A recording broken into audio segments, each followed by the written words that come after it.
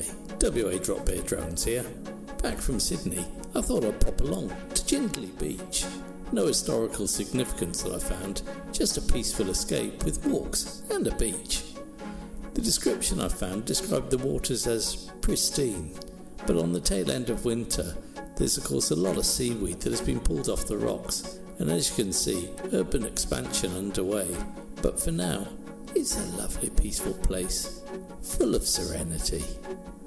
Anyway, if you like what I do, click that like button, subscribe and share the video so your friends can enjoy it too. These things can really help a channel get off the ground. If you really like what I do, you can buy me a coffee. There's a link in the description. Now let's sit back and enjoy.